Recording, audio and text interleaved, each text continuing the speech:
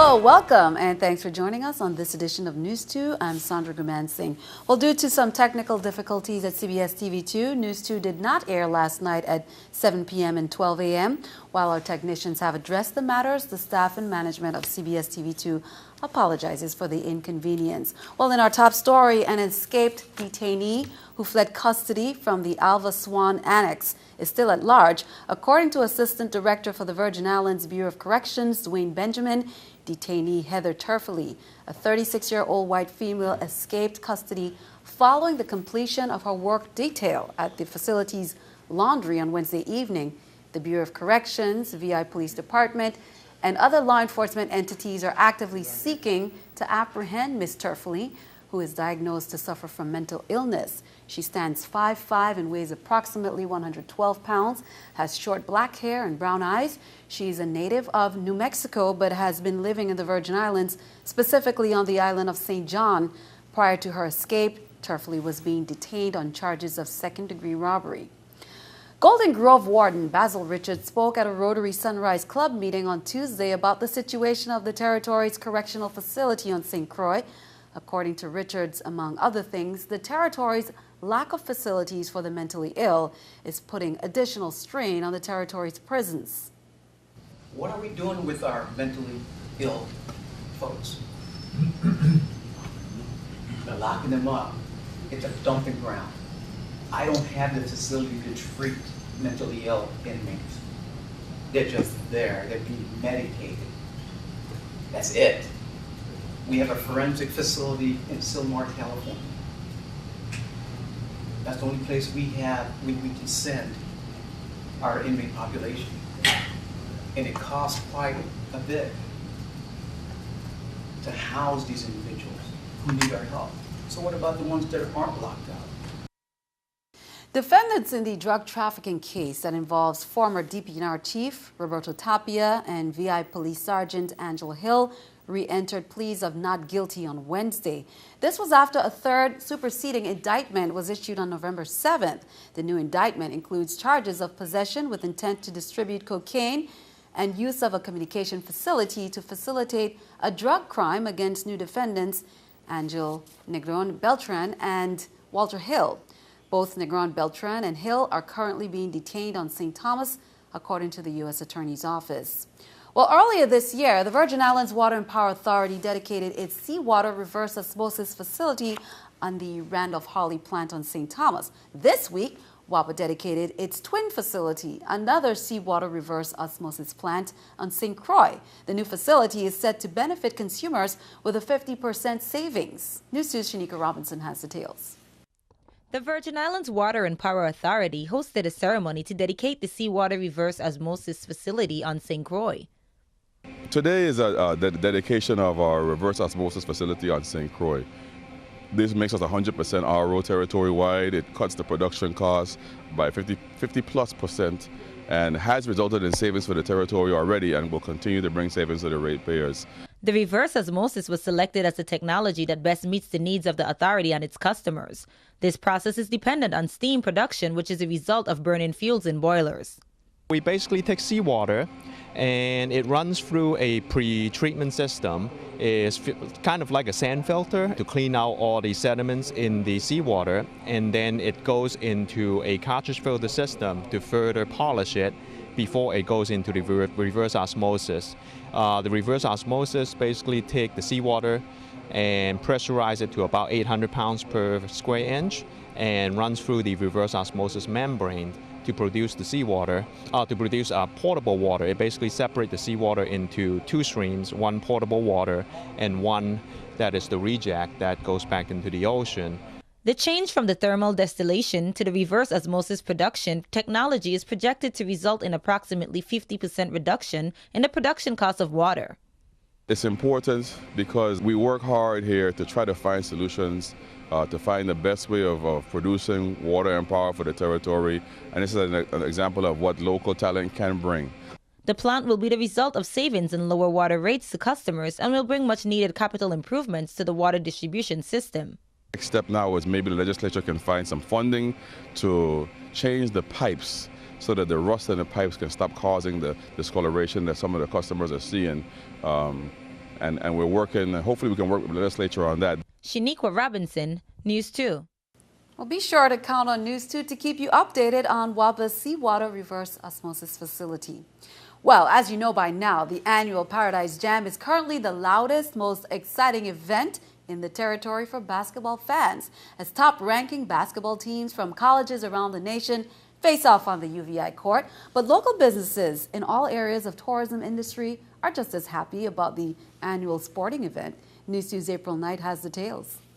The annual Paradise Jam on St. Thomas is a big deal in college basketball world, and it usually draws a crowd of followers that means more activity for tourism in the Virgin Islands. The good thing about Paradise Jam is they are bringing the fans with them, so it's even better for the Department of Tourism because there's lower cost to us to try to get these people here because they're already gung-ho to come and support their teams.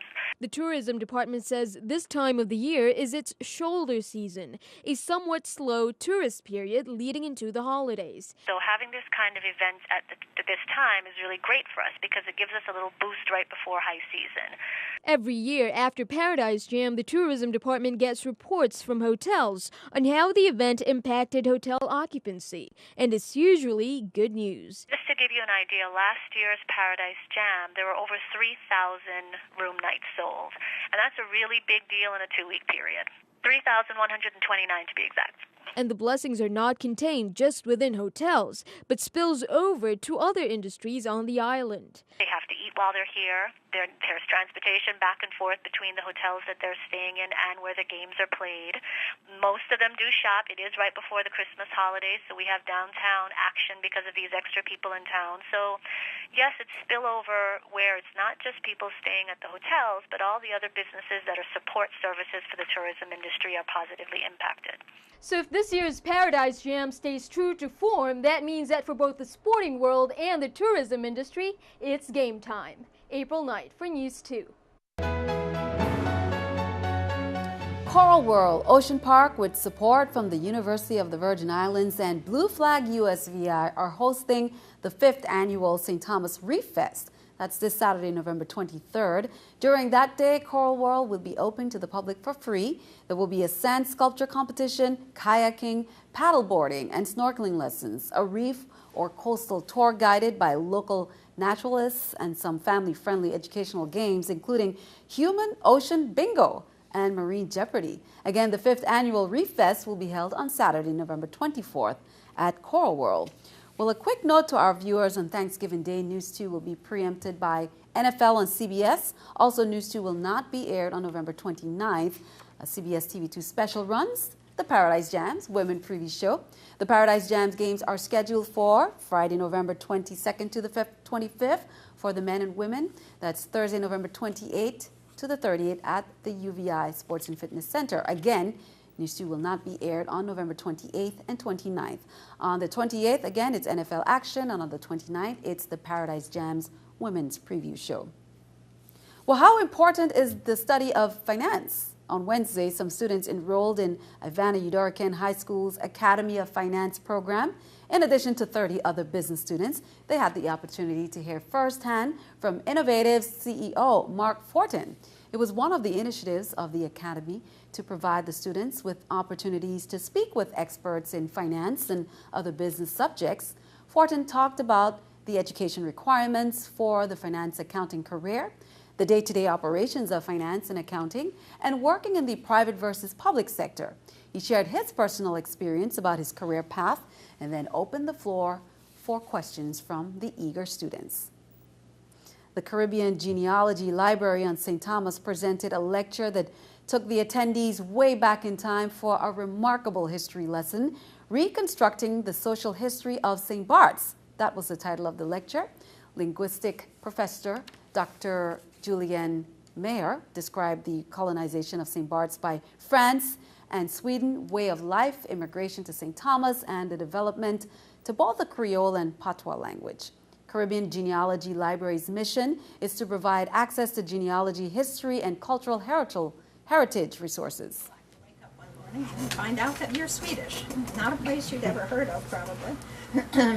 But the Swedes come in. They are not interested in colonizing the island. they've got a good commercial trade, and they need an outlet for some of their trade in the Caribbean. They asked for Martinique. They didn't get it. They got St. Bart. And so their response was, okay, we're going to, there's not much of a population here. Regular workshops and presentations are held to encourage the community to learn about their history. The library is located in Alcoen's Plaza on Rapun Hill, next to Mango Tango Art Gallery. Well, in honor of Thanksgiving, the Caribbean Advertising Federation is hosting the territory's first ever Construction event in the Virgin Islands. Construction is a competition that pits corporate teams against each other to create the best sculpture made of entirely canned foods. The works of canned art are judged, exhibited to the public, and then dismantled and distributed to Catholic Charities of the Virgin Islands, the Salvation Army, and the Family Resource Center. The competition is being hosted at the Tutu Park Mall in the former FYE store this Saturday from 10 a.m. to 5 p.m. Scotiabank, Choice Wireless, MLB Creative, and the VI Daily News will be vying for the best use of labels and structural design. You can vote for your favorite sculpture by donating 1 can of food. So bring a bag to donate and vote multiple times. Well, grab your tickets. It's time to announce the winning lottery numbers. Now, this month's lottery ticket provided an opportunity for people to tell what they are most thankful for. Their favorite entry was one about a wounded warrior who returned from service and have had to overcome physical challenges. He's a role model for positive thinking. With that in mind, here are your winning numbers. The VI Lottery presents draw results of today's drawing exclusively on News2. The winning ticket number of the grand prize for $175,000, 09677. 09677. Second prize for $65,000, 19493. 19493. Third prize for $40,000, 32832. 32832. Fourth prize for $30,000, 05047. 05047. Fifth prize for $20,000, 12695. 12695. The next drawing is December 19th. It's the EX drawing for $500,000. Play the VI Lottery and imagine the possibilities. Good luck to you. Stick around. Your News2 AccuWeather forecast is coming up next.